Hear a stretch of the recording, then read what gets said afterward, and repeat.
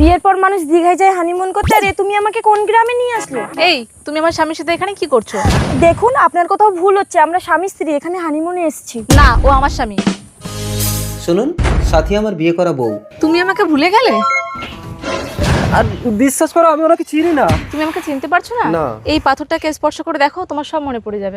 এই পাথরে এমন কি আছে?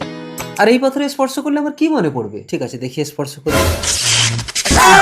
গুরুদেব, শক্তি শক্তি। গুরুদেব গভীর ধ্যানে মগ্ন। গুরুদেবের স্ত্রীকে এত সুন্দর দেখতে। শক্তি শক্তি। প্রণাম স্বামী। আমি তোমাকে পেতে চাই।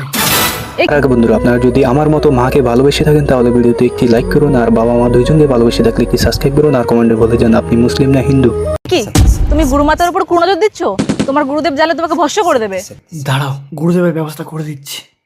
শক্তি শক্তি শক্তি। মহুয়া, তুমি আমার শিষ্যের সাথে আলিঙ্গন করার জন্য আমার শিষ্যকে দিয়ে আমাকে হত্যা করালে।